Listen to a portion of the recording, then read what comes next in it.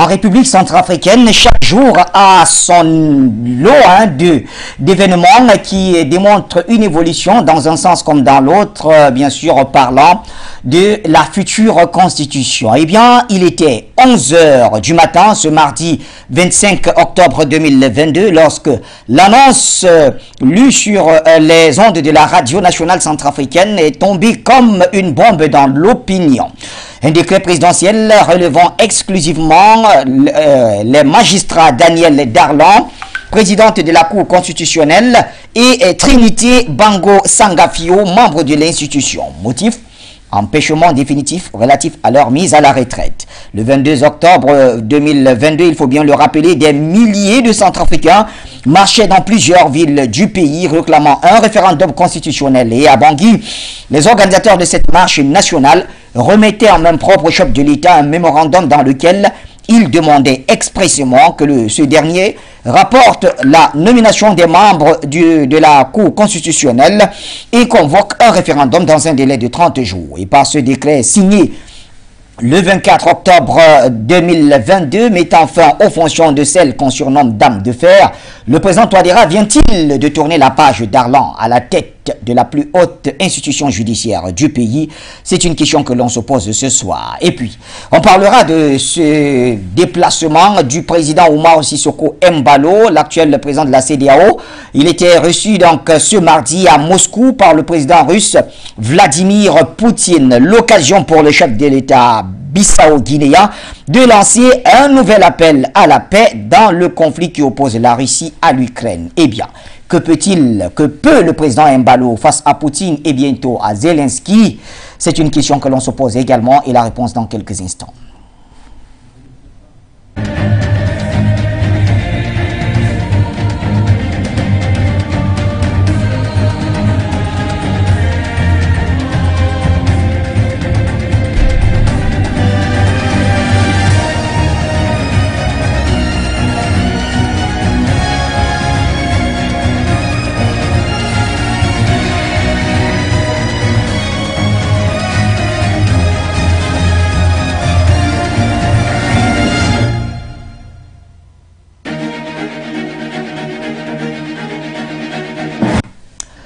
Bonsoir l'Afrique et bonsoir le monde. Bienvenue mesdames et messieurs à cette autre édition du Point sur l'actualité. Vous êtes bien sur les antennes de Foyo Média Africa. Vous nous recevez sur plusieurs canaux. Je parle très souvent de la radio 96.3 FM pour ceux qui sont à Douala et ses environs. Et sur satellite Eutelsat et Amos, vous nous recevez dans vos différents domiciles. Nous sommes également présents sur Facebook et YouTube. Et bien sûr, l'application de Foyo que vous avez téléchargée sur Play Store et cela nous honore. Merci donc d'être avec nous. Deux sujets. La RCA avec finalement le président Touadéra qui visiblement vous a écouté, pour vous qui participez tout le temps à nos différentes émissions. Le président Touadéra a donc acté la mise à la retraite de Madame Daniel Darlan, présidente de la Cour constitutionnelle. Qu'est-ce que tout cela vous inspire? Vous nous le direz dans quelques instants. Et puis le président Oumaro Sissoko Embalo, président en exercice de la CEDEAO et président de Guinée-Bissau, a été reçu ce mardi par Vladimir Vladimirovitch Poutine. Et la prochaine étape sera certainement à Kiev où il rencontrera Zelensky. Eh bien, que peut-il pour amener la paix? Que peut-il pour permettre à cette Afrique dépendante des céréales dans ce pays de finalement se retrouver bien ravitaillé? Eh bien, pour en parler, Jonathan Batengene est avec nous, notre consultant permanent. Joe, bonsoir. Bonsoir Bachir Mohamed Adam, bonsoir à tous nos millions de téléspectateurs, bonsoir tous les techniciens, la direction générale, tout le personnel, les autorités du Cameroun, particulièrement les forces de sécurité et de défense, ciment de l'unité et l'individualité de notre cher et beau pays. Nous témoignons notre solidarité à notre sœur plus chérie Edith Ballet, qui endure déjà plus de 2 mois de détention arbitraire, et nous condamnons cette détention du régime autoritaire du dictateur despote sanguinaire d'Abidjan, M. Alassane Dramane Ouattara, qui, vous le savez, Bachir, depuis 2 mois est en train de contraindre notre sœur à un séjour dans des geôles. Et ce n'est pas une situation tout à fait rassurante, c'est une situation qui inquiète tous les panafricanistes, qui inquiète tout le peuple ivoirien. Nous souhaitons que la grande Puchérie Ballet soit libérée. Nous le disons, maman, chérie Coco, parce que c'est aussi notre femme, et notre sœur, grande sœur, nous t'attendons vivement. Bientôt tu seras libre et beaucoup de courage là où tu es. Tous les panafricanistes sont avec toi. Courage, tu seras libre comme bientôt le peuple ivoirien. Merci à vous, cher Batengene Jonathan. Eh bien, notre deuxième invité, pas des moindres, comme je le disais hier, je garde le même plateau pour mieux déguster ce qu'ils ont à nous proposer. Le général Issa Diawara, en duplex de Kati au Mali. Bonsoir, général Issa Diawara.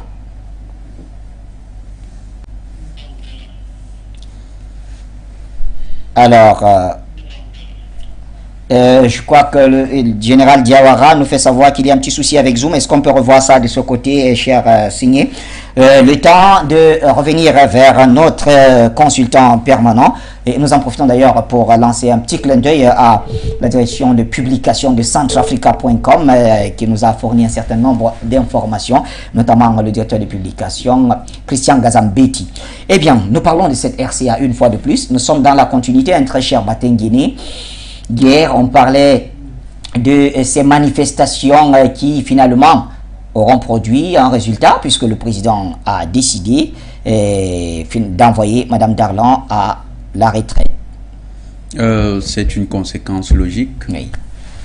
Ce n'est pas une information particulièrement intéressante si on se place du point de vue de la carrière de la dame. Elle a accompli une carrière remarquable. Il faut saluer son parcours en tant qu'enseignant de droit. Et aujourd'hui, elle a gravi les plus hautes marches de la République. Quoiqu'elle ait échoué lorsque l'histoire lui a donné raison, lui a donné rendez-vous. L'histoire lui avait donné rendez-vous pour la réécriture de la Constitution. Elle a échoué parce qu'elle a trempé dans des compromissions avec les puissances étrangères, notamment l'Union européenne et particulièrement la France-Afrique. C'est une mafia dont elle aurait dû se départir. Elle n'a pas su être un exemple de probité et d'intégrité, exactement comme l'a été cette grande dame qui est rentrée par les grandes portes de l'histoire centrafricaine, Madame Catherine Psamba Panza, qui aujourd'hui est un exemple et un véritable modèle pour toutes les femmes panafricaines. Elle nous rappelle le combat des Amazones de l'époque des grands souverains africains, notamment le roi Béhanzin et toutes les autres, celles qui ont défendu également le grand guide Muammar Kadhafi. Elle nous rappelle que les femmes ont écrit l'histoire, et là nous pouvons convoquer même l'histoire dans le nord Cameroun du peuple Tika, où la femme du roi avait le devoir, lorsque le roi devenait très faible, de l'achever et de chercher, de permettre à ce qu'un nouveau roi émerge, parce que le royaume devait toujours être dirigé par un homme fort. Et ces femmes-là prenaient leurs responsabilités de sang-froid et l'assumaient historiquement. Madame Sama Panza est devenue l'icône de la femme en Afrique. Nous la considérons comme le nouveau prix Nobel de la paix pour l'Afrique, parce qu'elle a permis au Centrafrique d'avoir un dirigeant à la hauteur des enjeux, un dirigeant capable de ramener la paix. Quand le même rendez-vous a été donné à Madame Darlan, qui avait déjà un CV assez bien fourni, elle n'a pas su saisir les bras de l'histoire. Elle est finalement retombée dans le train-train normal de la vie des fonctionnaires. Et ce qui arrive à tout fonctionnaire, c'est que lorsqu'il va à la retraite, c'est un non-événement. Mais c'est aussi un événement parce que finalement, le président Touadéra a d'abord marqué la fin de la récréation. C'était une opportunité pour les fauteurs de troubles et les entrepreneurs de guerre qui y avaient vu une opportunité pour se remettre en lice. D'ailleurs, vous avez vu Bolingomba et toute sa clique de prétendus opposants à l'interprétation tout à fait approximative du droit et de la Constitution centrafricaine. Il s'était constitué un pseudo-défenseur de la Constitution, et on a vu ce mouvement qui n'avait aucune consistance en termes de légitimité populaire, qui n'avait pour simple adhésion que la quinzaine, la trentaine de membres qui le constituaient. C'est cette organisation qui voulait mettre à mal la sécurité et la prospérité du peuple centrafricain. Fort heureusement, le président vient de sonner la fin de la récréation. Il a pris de la hauteur, il a pris de la mesure, il est rentré dans la fermeté qu'on attendait depuis un moment. Il est en train de donner le temps et nous espérons que ce nouveau cap fixé sera entendu et salué par les populations. Il sera intéressant de voir les populations centrafricaines participer massivement au référendum qui sera organisé. Ce sera la plus belle réponse à tous ces entrepreneurs du chaos qui se sont constitués en Centrafrique, personnalités égocentriques, égoïstes, vestiges d'une époque en train d'être tournée, qui vont être balayés par le tribunal de l'histoire et qui vont rentrer dans les oubliettes de l'histoire centrafricaine comme étant de la chimère et de la pourriture qui n'aurait jamais dû être. Donc c'est un acte salutaire qu'a posé le président centrafricain. Nous le saluons et nous saluons sa maestria parce qu'il a géré ce dossier avec beaucoup de tact, beaucoup de hauteur, mais aussi avec adresse. Il a donné au Centrafrique la consistance au niveau légal parce qu'il a suivi le processus à ses risques et périls. Tout le monde a eu peur. On s'est dit à un moment, peut-être que l'avenir des Centrafricains sera compromis par ces gens. Parce que de l'autre côté, ils avaient déjà apprêté Bozizé à qui on avait remis de l'argent pour constituer une horde de mercenaires qui devait attaquer le pays. Maintenant que cette dame est démise, même s'il y aura du patatras et du grabuge dans les médias mensonges du Quai d'Orsay, c'est simplement de la poudre de perlimpinpin pour qui veut y croire. La vérité est que le président centrafricain est en train d'envoyer à la retraite une digne travailleuse, qui a une fonctionnaire qui a accompli son métier et qui n'a pas su saisir les portes de l'histoire. Merci Jonathan Batengene. Issa Diawara est enfant avec nous. Bonsoir Général Issa. Bonsoir à mon frère Jonathan au plateau et bonsoir à tous ceux qui sont en train de suivre Forion à ce moment précis. Merci Général Issa. Alors hier on parlait de ces manifestations géantes qui ont finalement donné à la fin, je veux dire ces manifestants qui ont remis un mémorandum au chef de l'État avec deux axes d'ailleurs, dont le premier était de revoir complètement la Cour constitutionnelle et le second d'aller vers un référendum dans un délai de 30 jours. C'était donc des propositions de ces manifestants. Est-ce qu'on peut dire que finalement le premier élément est acté avec la mise à la retraite de la présidente de la Cour constitutionnelle, Madame Darlan? Oui, c'est un pas en avant, c'est un très bon pas. Mais est-ce que c'est suffisant? Je ne pense pas, c'est déjà un pas. Comme vous l'avez si bien dit, c'est un pas. Vous savez, il faudrait anticiper sur certains événements. Je respecte beaucoup le peuple centrafricain, j'ai confiance au président Touadéra, à son gouvernement, à toute l'équipe qui est avec lui. Mais je pense face à ces frères africains, il faut vraiment il faut beaucoup plus anticiper. Il faut souvent être rapide avec eux. Parce que vous savez, il ne faut pas les laisser le temps de faire perdurer une situation. Parce que c'est dans ça qu'ils essaient de se glisser entre les mailles du filet. Oui. Moi, je pense qu'il faudrait que la société civile continue cette manifestation. Il y a des choses qui ne viennent pas du gouvernement, qui ne viennent pas de l'État. Vous savez, comment dire simplement, comment nous puissions comprendre facilement. Si vous regardez bien, qu'est-ce que la France fait généralement? La France-Afrique. Les impérialistes, ils font prolonger, ils donnent des mandats à vie à leurs présidents qui garantissent bien leurs intérêts. Qu'est-ce qui empêcherait les peuples africains de donner des mandats à vie aussi à des dirigeants qui garantissent les intérêts des peuples africains? Mais c'est aussi simple. C'est pourquoi il faut aller vers le référendum. Toute personne qui s'oppose à ce référendum, mais c'est pas chier. Moi, je ne sais pas pour qui la personne roule. Si vous voyez un parti politique ou bien une association, une organisation de société civile, une organisation quelconque s'opposer à une consultation populaire, dites-vous que cette organisation veut bâillonner le peuple. C'est ce que ça veut dire. Et un référendum, c'est quoi? On va demander à tous les Centrafricains, tous ceux qui ont l'âge de voter, de se prononcer, oui ou non, si tu es d'accord. Mais c'est simple. Tout ce que ceux qui ne veulent pas de ces projets, ce qu'on appelle les fameux opposants, tout ce qu'ils peuvent faire, c'est de miser sur la transparence, sur la crédibilité et de l'élection en question. Et non pas vouloir empêcher cela. Pour vouloir empêcher cela, c'est vouloir empêcher l'expression libre des Centrafricains. C'est vouloir prendre en otage les voix des Centrafricains. Si on est d'accord, on mobilise. Chacun doit mobiliser son clan. Donc moi, je ne trouve aucun mal. C'est pourquoi je dis, moi, je ne fais pas de débat sur il faut aller au troisième mandat ou pas. C'est une question de souveraineté.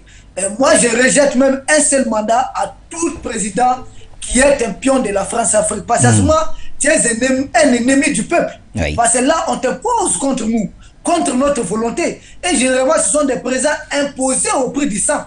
Touadéra n'a pas besoin de tuer quelqu'un pour être élu président de Centrafrique. Il a fait son premier mandat comme ça. Deuxième mandat, la même chose. Donc, moi, je pense qu'il faut respecter cela. Et Goïta, pour que la transition soit prolongée au Mali, c'est pas lui, c'est les peuples. Donc, on n'a pas eu besoin d'aller tirer sur des gens ou bien comme ça. Non, je ne juge même pas. Pour moi, tant que c'est le peuple africain qui le veut, si le peuple africain dit, le peuple africain de la Centrafrique demande 100 ans, accorde 100 ans au président Touadéra, mais tant mieux. Mais le peuple russe a déjà accordé combien de mandats à Poutine? Mais le peuple allemand a donné combien de mandats à Angela Merkel? Je ne pense pas que la France puisse être démocratique plus que l'Allemagne. Moi, je ne crois pas. L'Allemagne a donné combien de mandats de suite à Angela Merkel? 4, non? C'était pour le bonheur du peuple allemand. J'ai dit, moi, je ne crois pas à leur fameuse histoire de démocratie telle qu'on nous peint. C'est à quoi moi je crois, c'est le bonheur du peuple. Vous savez, il n'y a pas longtemps, j'ai suivi un documentaire sur la Libye.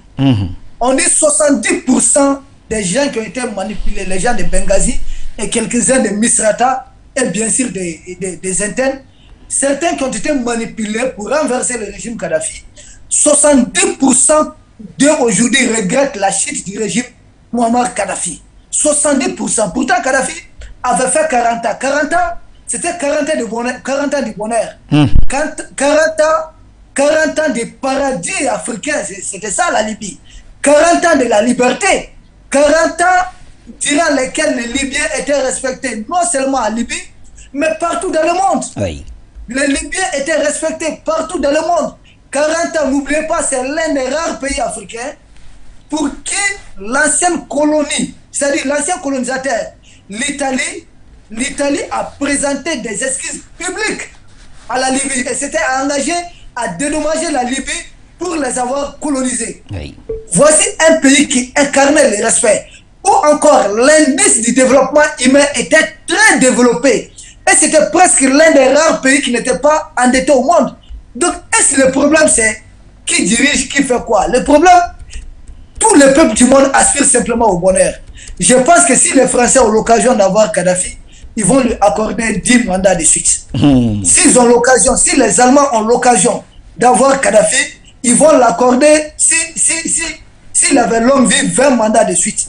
Mais voici ce qu'il faut mettre sur la table, voici les vraies discussions. Oui. Si le peuple centrafricain aujourd'hui trouve sa stabilité, son bonheur, en tout cas son progrès, son unité, sa dignité avec le président Touadéra, mais moi je pense pourquoi vouloir changer cela. Tous les peuples du monde n'aspirent qu'au bonheur. Nous aujourd'hui, Dieu merci, avec Assimi Goïta, nous ne voulons pas changer. Pourquoi? C'est quoi le problème?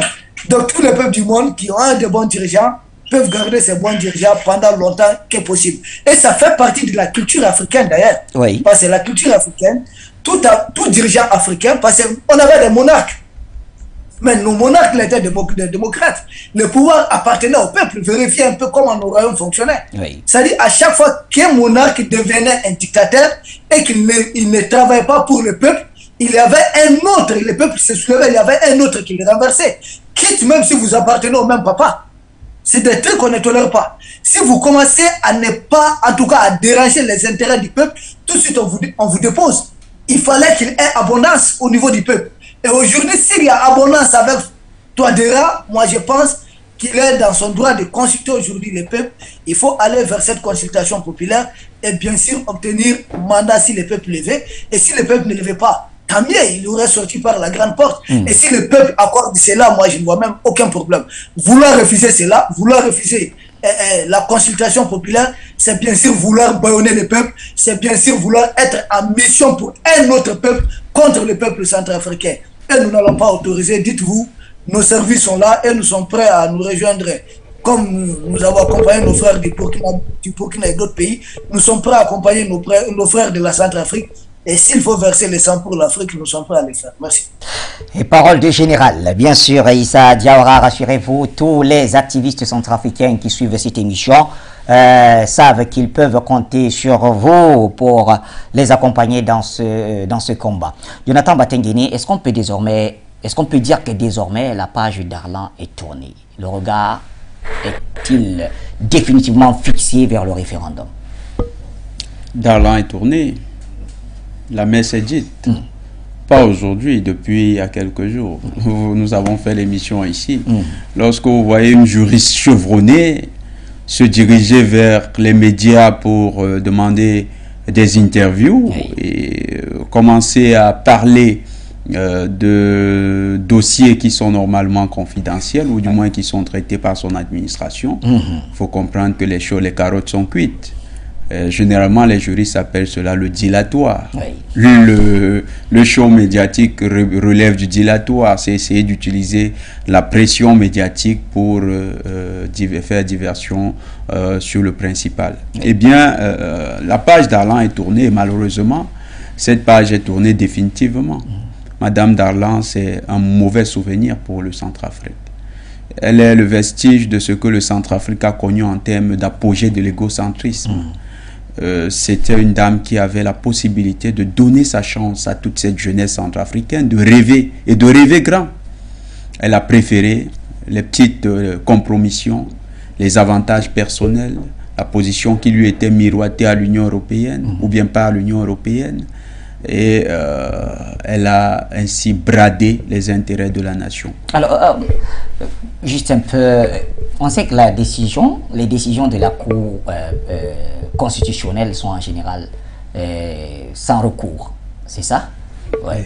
Est-ce qu'aujourd'hui qu'on a mis Madame Darlan à la retraite, il y a aussi possibilité de recours? Il n'y a aucun recours. Elle est à la retraite. Ça va. Merci d'avoir compris le mot. Sauf à vouloir. On parle d'un empêchement. Nous disions lors de la dernière émission que ça posait le président Touadéra dans une position de juge d'opportunité. Exactement, vous l'avez dit. Et en tant que tel juge d'opportunité, il a la latitude d'interpréter. C'est aussi une décision sans recours. C'est sans recours. C'est une interprétation, c'est constitutionnel. D'accord. C'est une interprétation d'un vide juridique au sein de la constitutionnelle et de la constitution. Donc, le président Touadéra, juge d'opportunité, a tranché les débats. Tout est clos. Donc, Madame Darlan, maintenant, est consciente de ce que elle a merdé, elle a posé des actes qu'elle n'aurait pas dû et elle va se contenter du garage. Ce garage peut aussi être doré, hein? Donc elle va se contenter de ça. Mais les jeunes centrafricains s'en souviendront de manière amère. De manière amère. Elle a raté son entrée dans l'histoire. Elle aurait dû accompagner, comme l'a fait Catherine Samba Panza, le président Touadéra. Elle aurait dû l'aider à continuer cette grande mission, surtout qu'elle avait bien commencé lors de l'investiture. Elle avait très bien commencé, mais là, elle a tout foiré parce qu'elle voulait faire plaisir. Et c'est un message à tous les Africains, tous ceux qui ont désormais l'avenir de leur pays entre les mains, tous les pays où la révolution s'est produite. Le Mali, le Burkina Faso, la SCA a parlé à ces pays et c'est encore comme prémonitoire parce que la SCA a déjà été le premier pays à entrer en coopération avec la Russie parmi les pays révolutionnaires et la RCA est en train de proposer une démarche de sortie de crise totale avec les questions de transition. C'est un message à l'endroit de tous ces juristes, de tous ces hauts fonctionnaires qui participent à la transition. Ne manquez pas le rendez-vous que vous avez avec l'histoire. C'est un message fort. L'histoire de Madame Darlan sera désormais une leçon à tirer pour tous les jeunes Africains ou tous les Africains engagés dans le processus révolutionnaire. Nous n'avons pas le droit de trahir. Si nous trahissons, c'est le sort de Madame Darlan qui nous attend. Sa page est tournée. Vous verrez qu'après 2, 3, 4 mois, lorsqu'on rentre dans le processus du référendum, c'est fini. On ne parlera plus de Madame Darlan. On parlera du nouveau président de la Cour constitutionnelle qui lui va devoir accompagner le président Touadéra dans sa démarche républicaine. Et c'est certainement ce nouveau président ou cette nouvelle présidente qui va gagner ce titre, dans l'histoire du Centrafrique. Très bien. On va donner la parole à Issa Diawara et ensuite on va aborder rapidement la question de la visite en Ukraine. C'est un sujet également très important. Issa Diawara, quelles leçons devrait-on retenir de finalement tous ces épisodes que l'on a pu suivre dans le bras de fer qui opposait le président Touadéra à la présidente de la Cour constitutionnelle, Anne Garcia? Ok, merci. J'avais d'ailleurs demandé une motion, peut-être vous n'avez pas suivi, surtout à Jonathan quand il parlait. Oui. C'était effectivement pour bondir sur un point. Et ce point, je pense, ça vient de faire l'objet même de cette question. Les bras de fer entre chefs d'État et juges de la Cour constitutionnelle, ça ne doit pas avoir lieu en fait. En fait, en Afrique, on a appris à saboter souvent les institutions africaines. Nous ne sommes pas comme des Occidentaux, nous sommes des Africains. Chez nous, dans une famille, les chefs de famille, c'est les chefs de famille. Tant qu'ils travaillent pour le bonheur de la famille, c'est les chefs de famille. Oui. Tu ne peux pas, dans une famille, avoir un chef de famille et positionner la maman peut-être en chef de l'opposition, chef de file de l'opposition. Mais c'est quelque chose qui ne colle pas dans notre culture. Mais ça ne passe pas ici en Afrique. Vraiment, ça ne passe pas. Et je vais vous dire une chose. C'est ce qu'on appelle bras de fer avec cette juge de la Cour constitutionnelle. Oui. Vous savez, le grand problème, le problème fondamental en Afrique, et je vous dis, ça fait partie, moi, de mes convictions. Je ne sais pas si ça se fera en notre temps ou ça sera après nous, mais moi, je suis convaincu qu'il viendra un jour en Afrique où la révolution, ça ne serait plus contre les autorités politiques, mais contre les autorités judiciaires. Vous savez, nous souffrons énormément des petits problèmes de la justice ici en Afrique. C'est presque dans tous les pays. Quand vous voyez ces opposants, on dit, ouais, cet opposant-là, il est manipulé par la France comme ça, là. Mais qui doit l'arrêter? Ça ne doit pas être la RI, ça ne doit pas être le peuple. Ça ne doit pas être, par exemple, Touadéra, c'est pas à Touadéra de l'arrêter. On a quel moyen, on a quel outil de la justice pour pouvoir les arrêter à temps? Qu'est-ce que les juges font? Ou bien le seul travail des juges, c'est de juger, de trancher entre celui qui a volé le bétail et celui, je ne sais pas, qui fait divorcer. Mais ce n'est pas ça le problème. Mais la justice doit protéger la souveraineté du pays. Mais quelle est la justice africaine qui ne voit pas ce que la France fait à nos pays? Quelle est la justice africaine qui ne voit pas que les autorités politiques en Afrique ici prennent des décisions sous contrainte de certaines pressions venant de l'étranger? Qu'est-ce qu'ils font qu'est-ce que ces juges font pour annuler ces décisions prises bien sûr sous pression? Ou bien la force des juges africains, c'est uniquement sur des pauvres Africains? Mais voici des questions entre autres. Ou bien la Cour constitutionnelle là, toute sa force, ou bien tous les juges là, toute leur force là, c'était uniquement d'attendre cette histoire, et je ne sais pas, d'aller vers un référendum ou pas. C'était ça leur force? Non, non, non. Cette histoire de nouvelle constitution, c'est ça leur force. Tout ce qu'ils voient dans les pays, c'est ça. Ils ne voient rien d'autre. On veut assassiner le président, on n'ouvre pas d'enquête, on voit, c'est pas un problème. Oui. On veut arrêter le président, on veut l'assassiner. C'est un assassinat des chefs de l'État, la première institution. Et les juges là, ça ne fait rien. Parce qu'ils ont fait leurs études à Sorbonne, en France là-bas.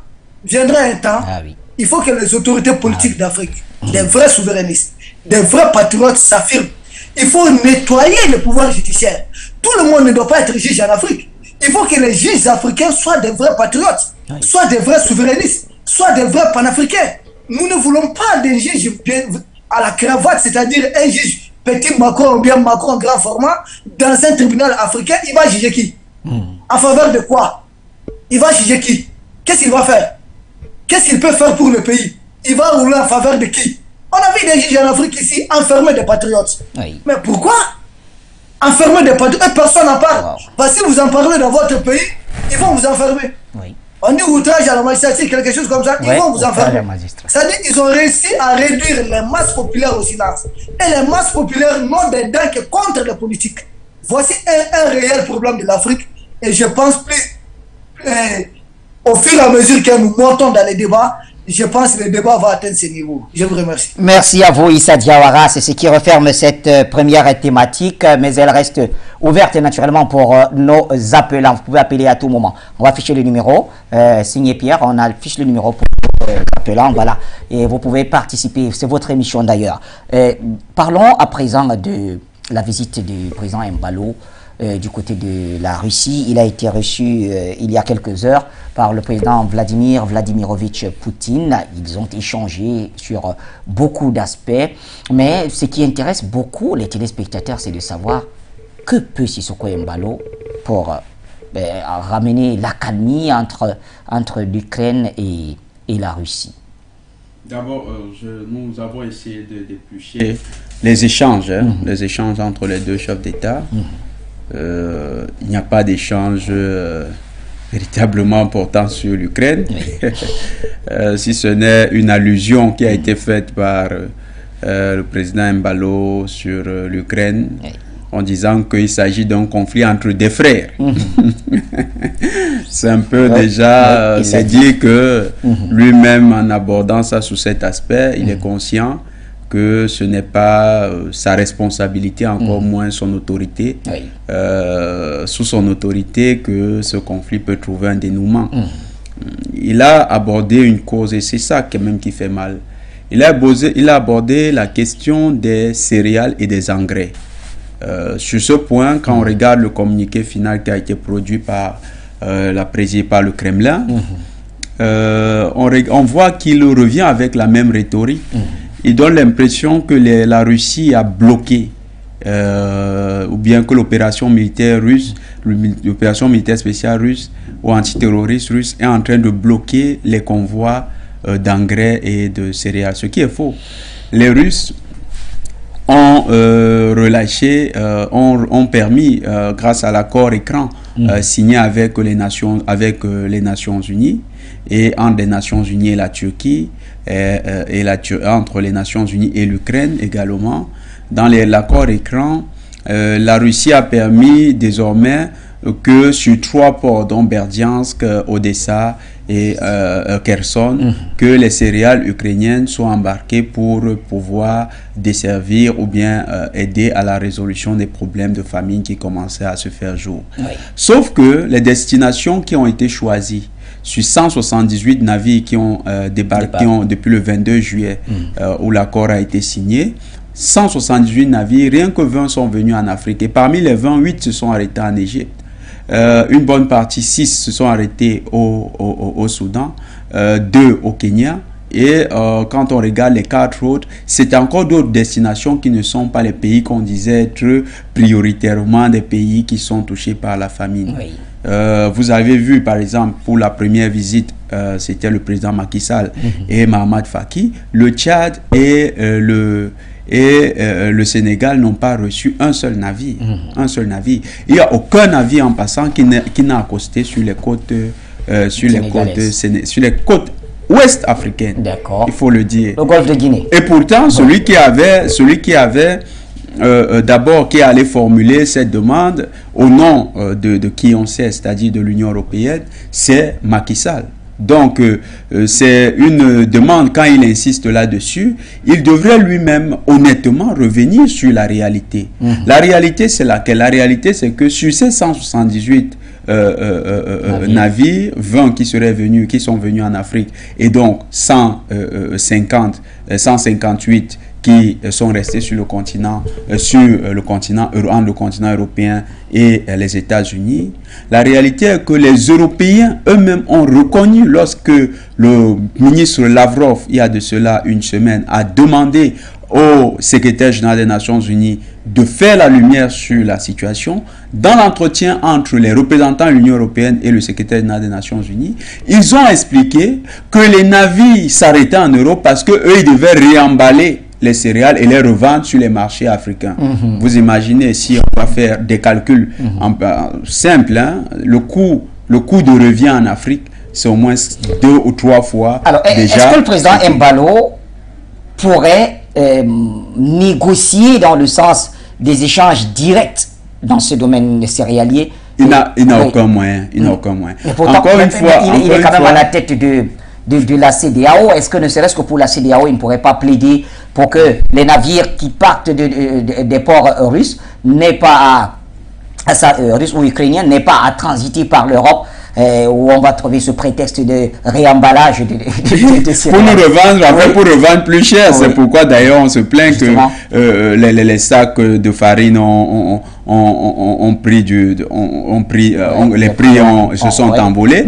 En fait, ils sont en train de faire, c'est un trafic auquel ils se livrent. C'est-à-dire, ils utilisent un président africain qui lui-même vend sa dignité pour simplement faire plaisir à ces Occidentaux, et va là-bas supplier pour avoir du blé, alors que nous, il n'y a même pas une nécessité d'avoir ce blé sur le marché africain. Et quand bien même ce blé arrive en Afrique, il est 2 fois plus cher que ce qu'il a été vendu sur les marchés de départ, parce que ceux-là sont les véritables marchés qui ont besoin de ce blé. Donc à ce niveau, il ne peut, pas gérer la crise ukrainienne, et 2, la question de la famine qui est posée sur la table, il n'a aucun moyen de contrôler encore. D'accord, ça c'est selon Jonathan Batengeli. Alors, Jenny Maripoto en attend depuis quelques minutes déjà. On va lui donner la parole avant d'aller vers Issa Diawara.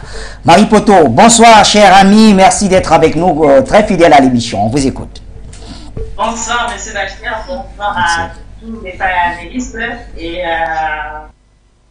aux frères et sœurs qui nous disent en commentaire et qui nous encouragent. Voilà. J'ai une question pour vos invités. Hein. D'accord. Moi, je suis qu'une citoyenne lambda, une centrafricaine qui s'interroge, et je pense que ma question est peut-être celle de plusieurs. Et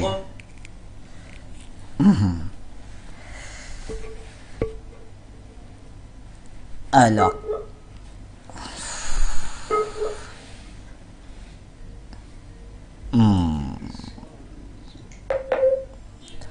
Je crois qu'on a perdu Madame Maripoto. Est-ce qu'on peut y retourner? Elle a... Oui. Maripoto, vous m'écoutez?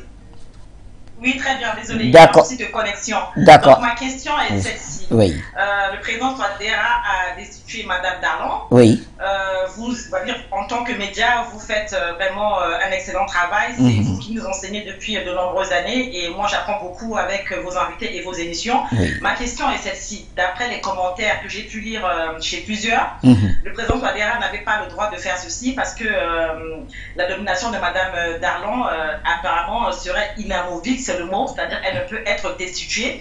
Et certains disent que d'ici une semaine, la Cour constitutionnelle pourrait au contraire destituer le président, parce que ce qu'il a fait n'est pas normal et anticonstitutionnel. Donc voilà ma question, qu'en pensez-vous? Merci beaucoup. Très bien. Alors, elle est bien notée, et l'avantage que nous avons sur ce plateau, c'est que nos deux consultants ont quand même une certaine connaissance dans le droit et une interprétation aussi des constitutions. On reviendra tout à l'heure. J'ai noté la question, Jonathan, je crois que vous l'avez aussi bien saisi, et c'est le cas avec Issa Diawara. Alors, donnons la parole à Jean Sarponou avant de revenir. Jean, bonsoir. Bonsoir Bachir, bonsoir. Je salue vos techniciens, je salue vos invités, Issa et puis Jonathan. Bonsoir à vous tous, bonsoir aux appelants aussi. Merci. Et bonsoir à tous ceux qui écoutent For You Media. Bachir, le problème, Issa vient de noter quelque chose, de signaler ou bien de faire émerger quelque chose que nous devons y penser, et c'est vrai. Et la justice, la Cour constitutionnelle. Sincèrement, comme eux-mêmes, comme Jonathan, je ne sais pas si Jonathan a fait le droit, mais comme tu viens de le dire, et pour eux, ils conçoivent la justice comme élastique. Vous voyez? Ce n'est pas sérieux. Et donc, ils jouent avec ça. Et Bachir, sincèrement, nos ennemis savent sur quel point il faut, ou bien ce qu'ils ont en main. La justice, c'est vraiment un point très crucial dans les décisions d'un pays. Et si nos ennemis ont la justice en main, alors ils ont tout. Ils ont presque tout. C'est ce qui se passe sur le continent africain et dans le monde entier. Alors tous ceux-là qu'on promet à ces postes sont des francs-maçons. Tous les juges presque de renommée sont des francs-maçons. Dans ce cas, qu'est-ce que vous voulez qu'ils décident? Ils vont toujours se pencher du côté de leur maître. Et Et le maître, c'est toujours un homme d'Occident. Vous voyez, dans mon pays ici, c'est très cher. Vous voyez, il vient de colorer un peu la justice américaine en, je vais dire, qu'un homme, un noir. Bien, un Africain, parce qu'ils n'appellent plus noir, ils appellent plutôt Africain-Américain. Vous voyez comment ceux-là jouent sur notre sensibilité. C'est que c'est un instrument très important, la justice. C'est pourquoi dans ce pays-ci, c'est vraiment verrouillé, très verrouillé. Si ce n'est pas la justice aujourd'hui, tout le monde sera forcé d'être vacciné. C'est grâce à la justice américaine que nous ne sommes pas tous vaccinés. Ça, vous voyez donc, c'est un point très... Donc, ils manipulent cela. Alors, tous les juges africains, ou bien, c'est parce que ceux qui ont fait tout cela et puis qui attendent d'être promis à ces postes, sont des francs-maçons. Ils sont d'accord qu'ils vont jouer le jeu. Et c'est ce que fait cette dame-là, en Centrafrique. Vous voyez? Et ouais, c'est ça, mais c'est ce qui fait que même quand ils ont vu que Ouattara et Gbagbo, c'est Ouattara qui est fautif, on a quand même, et Gbagbo est la victime, on l'a amené. Parce que, effectivement, ils vont jouer sur ça pour pouvoir, effectivement, parce que c'est eux qui gouvernent, c'est ce qu'ils disent. Alors, finalement, Dieu, la main divine, est intervenue sur un innocent et l'a innocenté. C'est vraiment miraculeux. Alors, ce point-là, nous devons commencer par les dénoncer. Dénonçons-les. Parce qu'ils n'aiment pas la lumière. Dénonçons-les. Quand on les dénonce, ils sont éblouis. Ils sont obligés de lâcher. C'est ça le jeu. Donc, ne pensez pas que quand ils disent une façon de vérité, c'est non. Ils savent que quand ils vous disent une lueur de vérité, c'est eux qui finalement qui ont la vérité à eux-mêmes. Voilà. Alors, concernant Embalo, celui-là qui s'est déshabillé devant Macron, et qu'est-ce qu'il peut aller dire à Moscou pour les Africains? Si ce n'est pas pour défendre la France, qui se doit, elle doit se noyer davantage, parce qu'elle doit payer les crimes. Embalo, vous voyez d'abord l'analyse, la table qu'on lui a présentée, c'est une petite table, un rapprochement. Poutine veut rapprocher tous les opprimés. Parce que nous sommes tous opprimés par l'Occident. Embalo lui-même, y compris Embalo, à qui on a dit un peu de famille, à qui on a dit déshabille-toi. Il s'est déshabillé. C'est une humiliation. Mais Poutine veut le rapprocher pour dire, mais comprenez-vous les Africains, vous êtes opprimés. Ne soyez pas toujours sous la commande de l'Occident. Je vous aime, venez, nous allons lutter tous ensemble pour notre propre détermination. Libération, c'est ce qu'il veut comprendre pour pas cette petite et non la longue table. Mais qu'est-ce qu'il bégaye là-bas? Heureusement, bon, je ne sais pas s'il va apprendre de ce qu'on va lui dire. Bon, bah si nous allons voir la suite, nous sommes en guerre, que Dieu vous bénisse. Ouais. Merci à vous, cher Jean Sarpono, pour l'appel depuis les États-Unis d'Amérique. Alors, notre ami Abou d'Angleterre essaye de nous joindre par le numéro WhatsApp qui est au bas de l'écran. J'espère qu'il pourra accéder à ce standard avant la fin de l'émission, de toutes les façons. Le standard il reste ouvert et puis vous pouvez intervenir quand vous voulez. Alors, je vais aller vers Issa Diawara, justement. Issa, vous avez la parole peut-être pour répondre à notre ami Marie Poto qui parlait de l'inamovibilité des juges, même si dans la Constitution, il faut bien le rappeler, il y a un autre article, je crois que c'est l'article 100, qui clarifie cette situation. Et puis, pourquoi pas nous donner votre avis sur la visite du président Sissoko Embalo du côté de la Russie. Issa Diawara.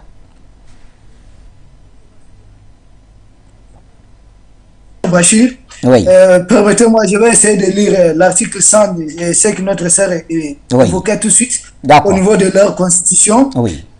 Il dispose que, toutefois en cas de décès, de démission ou d'empêchement définitif des membres, il est prévu à son remplacement selon la procédure de désignation prévue à cet effet. Oui. Le nouveau membre achève le mandat de son prédécesseur. Oui. Bon, après, c'est un peu plus détaillé. C'est la constitution centrafricaine en cours qui est en vigueur. Ça varie d'un pays à un autre. Ici, quand même, je sais au-delà même de cet article, parce que le cas de la retraite, bien sûr. Maintenant, ça varie d'un pays à un autre. Par exemple, ici au Mali, au fort moment de contestation, quand on avait Manassa Danigo, président de la Cour constitutionnelle, elle disait haut et fort qu'elle ne pouvait pas, elle évoquait la même situation, qu'elle ne pouvait pas être remplacée, elle ne pouvait pas être relevée. Mais c'est en tout cas, ces juges de la Cour constitutionnelle oublient, dans les mêmes constitutions, même si vous partez en France, n'importe où, ici en Afrique, n'importe où, vous allez voir qu'il est donné des prérogatives très discrètes à un président. On dit que pour la bonne marche d'un pays, pour la bonne stabilité du pays, le président peut prendre des actes qui vont au-delà, bien sûr, de ce qui, en tout cas, est cité. Pour stabiliser un pays, le président, bien sûr, il peut s'engager. Tant que c'est dans le cadre de la stabilité du pays, bien sûr, il peut s'engager à prendre certaines décisions. Donc, je ne pense pas. C'est le président qui a un mandat. Il a été élu au suffrage universel, c'est-à-dire quoi, par les Centrafricains dans leur globalité, dans leur ensemble. Contrairement au juge de la Cour constitutionnelle qui est bien sûr désigné suivant, en tout cas, un mode. Donc, un président et un juge de la Cour constitutionnelle ne disposent pas des mêmes prérogatives. En ce sens, le président est la première institution du pays. Le président de la République, lui, il est cité comme l'institution de la première institution. Ce n'est pas la présidence de la République, mais le président lui-même d'abord. Donc, il est le gage de la stabilité, de la souveraineté, de la paix. Il est le gage de tout en Centrafrique. Si, bien sûr, mieux qu'un juge de la Cour constitutionnelle, prenez n'importe qui que vous voulez, que ce soit un prêtre, un imam, n'importe qui, si son attitude commence à contribuer à la déstabilisation du pays, bien sûr, le président peut faire recours à d'autres pouvoirs, en tout cas qui lui sont réservés par la Constitution pour la bonne marche du pays, pour la stabilité du pays. Il n'y a pas de limite à cela. Rien ne puisse empêcher le président de poser des actes qui vont dans le sens, bien sûr, de la stabilité du pays, de mettre le pays à l'abri d'une crise, en tout cas sécuritaire ou une crise sociale, voire même une crise politique. Ça, c'est pour un peu répondre à la question de notre sœur. Ceci étant, en ce qui concerne Embalo, vous savez, Embalo Sissoko est à la tête d'un pays que je respecte beaucoup, Guinée-Bissau, qui fait à peu près 3 millions d'habitants. Oui. C'est maintenant, ils ont atteint 3 millions d'habitants. C'est un pays qui faisait à peu près 2 millions d'habitants. Je n'ai pas besoin de dire que seulement la ville de Bamako a plus de 2 millions d'habitants. Oui. Vous savez, c'est pas parce que je manque du respect à Embalo Sissoko. Je vais expliquer, c'est un raisonnement. Prenez, vous savez, le système occidental est un système très bizarre. C'est un système qui fait que l'enfant peut frapper le père. L'enfant peut faire emprisonner le père. C'est pourquoi chez eux, là, c'est le désordre. C'est ce désordre de gouvernance-là qu'ils veulent amener partout. C'est le système qui fait que Macron, à la tête d'un petit pays comme la France, ose parler à Poutine, qui est le président qui fait plus d'un pays qui fait plus de 30 fois la superficie de la France. Il ose dire qu'il y a mon homologue. Comprenez? C'est le système occidental qui fait que Xi Jinping, qui règne à la tête de la Chine, Macron ose l'appeler son homologue. Or lui, il règne sur plus d'1 milliard de personnes. Oui. Au moment où Macron règne sur quelques millions de personnes. Donc non seulement en termes de superficie, c'est pas la même chose. En termes d'humain, quand vous êtes chef de famille, dans votre famille, vous avez 2 personnes. Et quand vous avez 20 personnes dans votre famille, en tout cas, il y a chef de famille, il y a chef de famille. Vraiment, je veux que les gens comprennent ces raisonnements un peu. Embalo Sissoko, c'est un monsieur qui a été recruté par Macky Sall. Il doit sa présence à Macky Sall parce qu'après son élection, il y a eu un litige. Et c'est la CEDEAO qui a tranché. C'est la CEDEAO qui a fait de lui président de la Guinée-Bissau. Embalo Sissoko, c'est ce président aujourd'hui qui est sécurisé par les militaires de la CEDEAO, notamment des militaires de Macky Sall. Donc comprenez quelle souveraineté M. Embalo Sissoko a. Si dans toute la Guinée-Bissau, il n'y a personne pour le garder, pour le surveiller, sauf des militaires étrangers. Comprenez ce monsieur qui il est. C'est un monsieur qui incarne la souveraineté à tel point qu'il ose aller parler au nom de toute la CEDEAO. Ensuite, je vais continuer. Embalo Sissoko, avant d'être propulsé à la tête de la CEDEAO, quand il était encore avec Macky Sall, il a taclé Alassane Ouattara à un moment.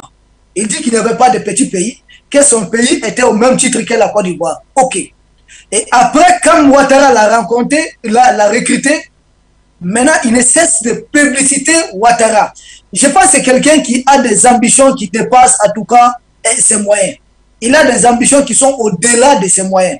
Aujourd'hui, pour lui, il faut faire la promotion de la CEDEAO, il faut faire la promotion d'Emmanuel Macron, il faut être en mission de l'Union européenne, aller plaider pour une fin de guerre entre la Russie et l'Ukraine. Mon Dieu. Et là où tout le monde entier, Erdogan est en mission, là où tout le monde entier est en train d'échouer, c'est Embalo Sissoko qui va quitter la Guinée-Bissau, qui va quitter la zone CEDEAO, où lui-même, Il est en train de menacer des pays de la CEDEAO de guerre. La Guinée-Conakry, le Mali, le Burkina. Il compte sur une force de la CEDEAO parce qu'il sait que lui ne peut pas. Face à la Guinée-Conakry, il ne peut pas faire le poids. Donc lui-même, il veut instrumentaliser, il veut amener l'OTAN au niveau de la CEDEAO. On n'a pas fini de régler ces dossiers. Les voici, ils courent pour essayer de mettre fin à une guerre, en tout cas l'opération spéciale de la Russie, en tout cas une guerre entre l'OTAN et la Russie qui se joue au niveau de l'Ukraine. Au même moment où lui-même, il est un tout petit pion de l'OTAN au service de l'OTAN qui est en train de mendier la pitié de l'OTAN pour que l'OTAN puisse dépêcher quelques forces ici qu'il appelle force anti-push afin de sécuriser son pouvoir. Mais où va ce monde? Merci. Le général. Alors, on va prendre d'autres appels et avant de revenir faire un dernier tour de table, messieurs. C'est très important. D'autres appels et on commence par Abou. Abou d'Angleterre. Bonsoir, cher ami. Bonsoir, très cher frère Pachi. Je suis tellement content de vous revoir ce soir. Vous êtes le meilleur journaliste du monde. Je salue tous vos invités et en particulier le brillantissime Batengue, Jonathan, avec révérence. Une fois que j'ai dit ça, je salue tous les techniciens, le standard et le service de sécurité. Une fois que j'ai dit cela, vous savez, en ce qui concerne la problématique de ce soir, les deux problématiques sont liées parce que ça nous parle des Africains. Des gens là qui ne font pas l'intérêt de l'Afrique, mais qui veulent faire toujours de ce qu'on appelle les impérialistes. Donc, notre position était claire, nous, les néo-panafricanistes, depuis longtemps. Nous disons que désormais, ce que nous appelons panafricanisme, nous définissons ça simplement comme ça. Tout ce qui concourt à l'intérêt de l'Afrique est panafricaniste.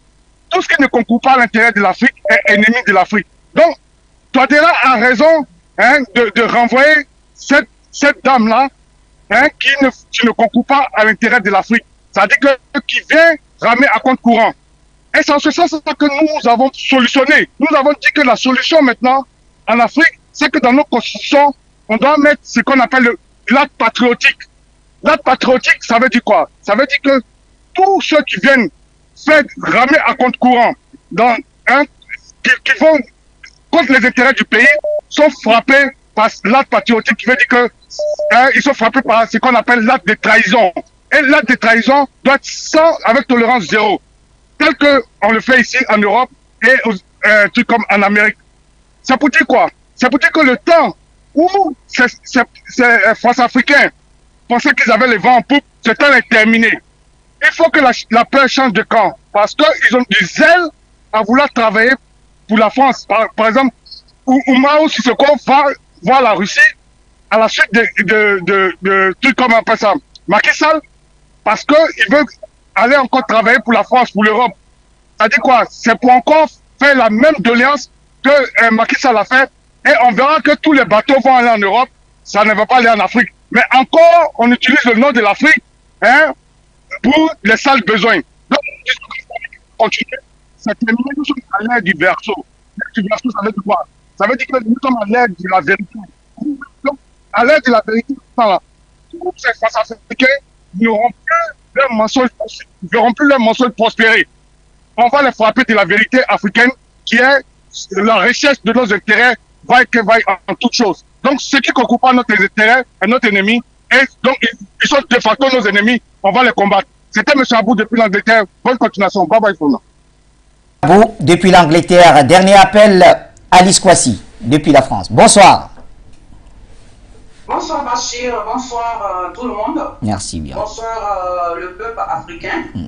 Alors, je félicite mon frère Diawara par rapport à la justice. Franchement, ça m'a touché, sa partie de la justice. En Afrique, sincèrement, moi je peux parler sur ce point. En Afrique, il n'y a pas de justice. Il n'y a pas de justice. La justice est pour celui qui est au pouvoir. La justice est contre l'opposition. Le président Touadéra, il a bien fait de renvoyer cette dame. Il a bien fait. Mais par contre, la justice africaine, on ne sait pas. Quand vous voyez la justice européenne, tu condamnes les Africains pour les biens mal acquis. Mais je crois qu'il y a des juges en Afrique aussi qui voient. Tu vois que la France condamne à chaque seconde les Africains pour leur propre richesse. Depuis quand l'Europe doit mettre la main sur la richesse de l'Afrique et les juges qui sont dans ces pays africains-là? Quel est leur rôle?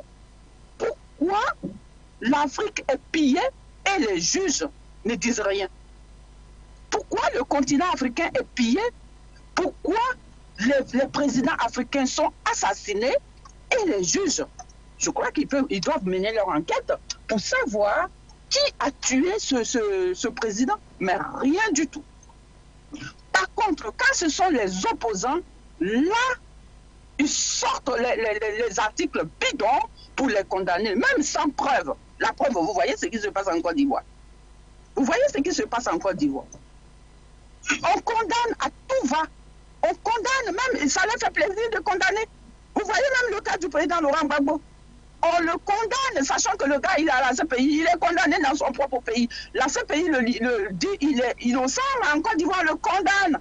Par contre, ceux qui ont pris les armes pour détruire ce pays, ils sont libres, ils se promènent. Je vais parler un peu sur le président Embalo. Lui, tous les problèmes qui se déroulent en Afrique, il laisse faire. Voilà le Tchad. Voilà le Tchad. Massacrer ses propres enfants. Les enfants tchadiens ont été assassinés. On n'a pas vu la CEDEAO parler. Même l'Union européenne, bouche bée. Là, ce sont des êtres humains qui sont morts, là. On n'a rien dit. Par contre, Embalo, lui, il prend son avion jusqu'à aller en Russie pour plaider pour que l'Europe soit heureuse. Parce que si les Européens, parce que tout ce qu'il est allé faire là, c'est pas, il est allé au nom du peuple africain, mais tout ce qu'il est allé faire, c'est pas pour les Africains. Parce que ce que Macky Sall est allé faire, les Africains, qu'est-ce qu'ils ont eu? Ils ont eu que les yeux pour pleurer. Alors Embalo, lui, il s'en va en Russie pour plaider, non seulement entre la guerre qui se déroule entre la Russie et l'Ukraine, mais les gens sont fatigués. Qu'est-ce que lui, il peut apporter? Qu'est-ce qu'il peut apporter? Le seul truc qu'il peut apporter, c'est d'aller plaider pour que ces maîtres mangent. Quelle honte! Quelle honte pour l'Afrique! Des pions! Je ne vais pas aller très loin, mais je m'arrête là. Bonne soirée à vous, Bachir, parce que vraiment, c'est pas la peine. Merci, Damalis Kwasi, pour la contribution. Eh bien, on voulait bien refermer le standard, mais ils sont nombreux à vouloir intervenir. On peut donner 1 minute à chacun. Signé. Il y a des appelants, me dites-vous. Alors, on va prendre qui d'autre? Allô, bonsoir. Allô? Oui, allô? Oui, bonsoir à vous. Votre nom et vous nous appelez d'où? Oui, allô, bonsoir.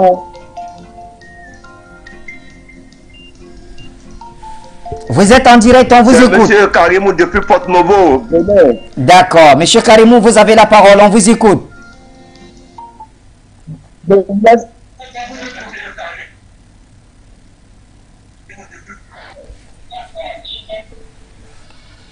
Merci beaucoup, monsieur Bachir. Que Dieu vous bénisse avec tout ce que vous faites là. Et une grande salutation avec Jonathan Bapendele et le général Issa Diawara.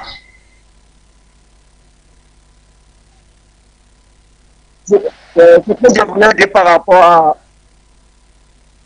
Embalo,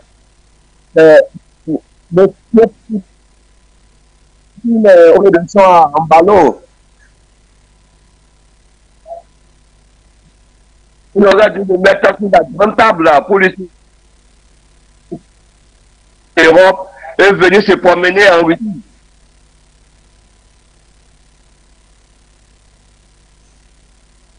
La liaison n'est pas très bonne avec Porte-Novo, mais on vous remercie pour avoir essayé. On va prendre un autre appelant. Merci en tout cas à vous depuis Porte-Novo. On vous salue. On salue également tous ceux qui sont à Cotonou, à Ouida. cette cité historique. Merci à vous. Alors, on va rester au téléphone avec quelqu'un d'autre avant de revenir boucler notre dernier tour de table en 1 minute pour nos panélistes. Allô, bonsoir.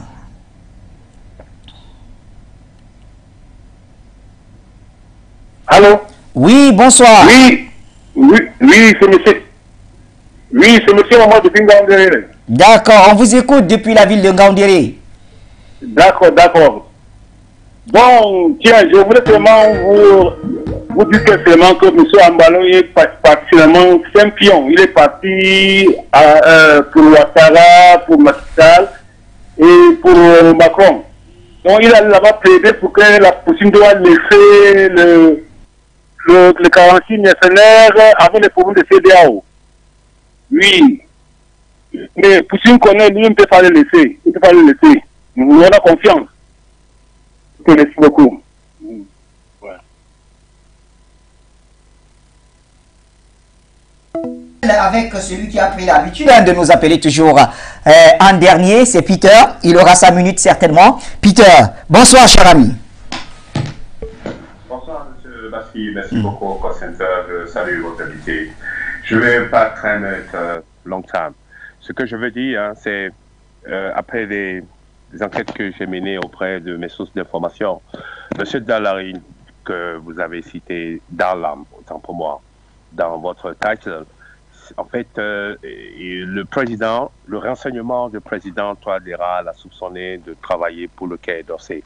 Donc, en fait, sa mission, c'était de saboter la modification de la Constitution et également le référendum qui devait avoir lieu, enfin, qui doit avoir lieu.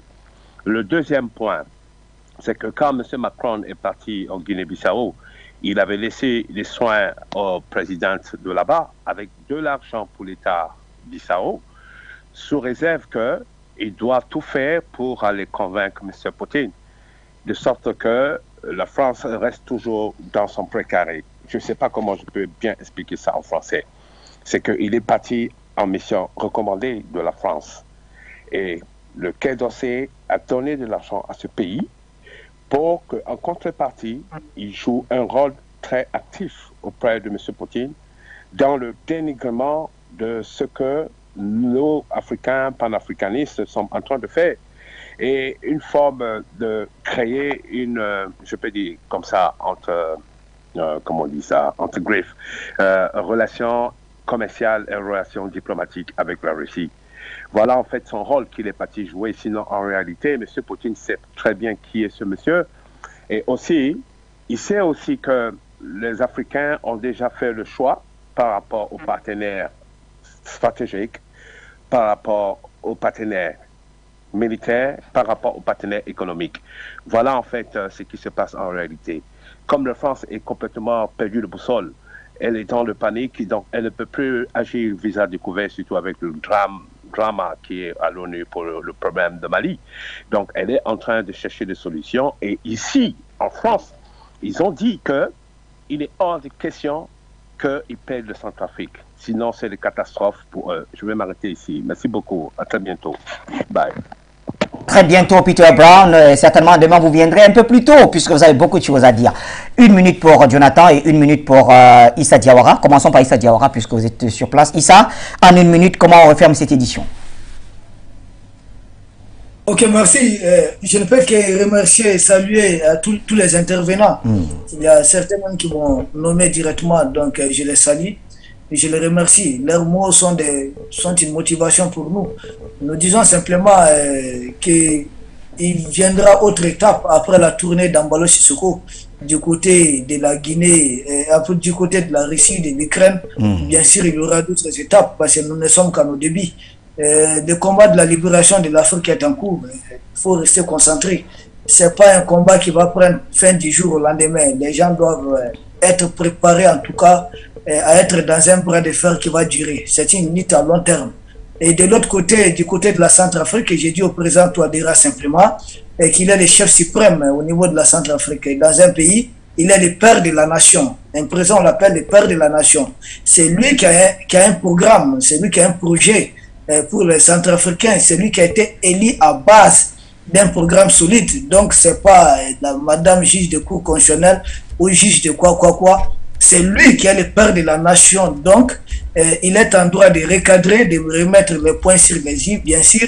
Il est aujourd'hui en charge de donner la bonne orientation à la République centrafricaine. Il doit faire les meilleurs choix et nous comptons sur lui. Nous osons espérer que Dieu va l'aider dans ses différentes missions pour en tout cas apporter aux Centrafricains ce dont ils ont tout le temps manqué depuis, en tout cas, depuis que le colon a mis pied dans cette partie d'Afrique. Moi, j'ai confiance au président Touadéra. Je pense que le référendum aujourd'hui, c'est la seule alternative. C'est ce qui peut nous départager. Il faut aller vers ce référendum. Et je dis au président Touadéra que madame qui a été mise à la retraite, ça ne suffit pas. Il faut revoir encore cette cour constitutionnelle et même les différentes cours. Parce qu'en Afrique, nous ne pourrons jamais réussir le combat panafricain tant que nous n'avons pas une justice panafricaine, c'est-à-dire une justice au service, bien sûr, du combat panafricain. Si vous êtes en déphasage avec la justice, si elle roule pour le bloc occidental parce que les juges ont étudié à Sorbonne ou bien à Paris 10, dites-vous que vous avez encore du chemin à faire. Je vous remercie. Merci à vous également, Issa Diawara. En une minute, Joe, puisque nous rendons l'antenne tout de suite. Oui, il faut juste apporter un élément pour compléter la réponse. Les articles cités, il y a la question de l'empêchement. L'empêchement, soyons clairs. Madame Darlan est susceptible de revenir sur cette décision parce que la question de l'empêchement, ce n'est pas déterminé dans la Constitution. Donc, parlons du président comme juge d'opportunité. Eh bien, il s'agit pour le président de définir ce que c'est que l'empêchement. Parce que si les juges sont réputés dans la fonction inamovible, c'est-à-dire dans la durée du mandat, il y a des cas qui peuvent permettre d'arrêter d'exercer la fonction. Et parmi ces cas, selon l'article 100 de la Constitution, il y a l'empêchement. L'empêchement donc est défini ici. La mise à la retraite, suivez bien, la Constitution précise les critères à l'article 99. Les critères, on dit enseignant-chercheur, on dit enseignant de droit. Les enseignants-chercheurs, dans le cas d'espèce, doivent être en exercice de leur fonction. Enseignant-chercheur. Lorsque vous allez à la retraite, vous n'êtes plus enseignant-chercheur. Vous êtes un enseignant-chercheur à la retraite. Ça veut dire que vous n'exercez plus la profession, vous entrez dans le corps des retraités. Donc, c'est un cas d'empêchement, ça a été interprété comme tel. Il faut que les Centrafricains restent sereins. La décision est constitutionnellement fondée. L'acte a été pris par le président de la République. C'est son pouvoir discrétionnaire qui a été utilisé ici. Et cette fois-ci, dans cette décision, nous nous demandons bien dans quel cadre Madame Darlan agira avec le Conseil constitutionnel, parce que le dit Conseil ne peut plus se réunir avec des membres qui sont réputés ne plus être des membres du dit Conseil. Vous voyez qu'il y aura une contradiction. Sauf à ce que Madame Darlan devienne clairement une putschiste et qu'elle tente une montée en puissance en tant que femme politique. En ce moment, elle fera face à toute la rigueur de la loi et à toute la rigueur du chef de l'État, chef de la République, président de la République. Merci Jonathan Batengene, un grand merci à tous nos téléspectateurs, notamment ceux qui étaient sur Facebook, Caboret Claude, et qui a d'ailleurs entamé un grand débat sur la table qui est de M. Poutine face au président Sissoko Embalo, et donc Maker également, YL, Laurine Bikoko, Marie Poto, etc. Vous étiez très nombreux en tout cas à échanger de ce côté-là. C'était aussi très animé ce débat. Merci à toutes et à tous. On se retrouve demain à la même heure pour le même programme, Inch'Allah.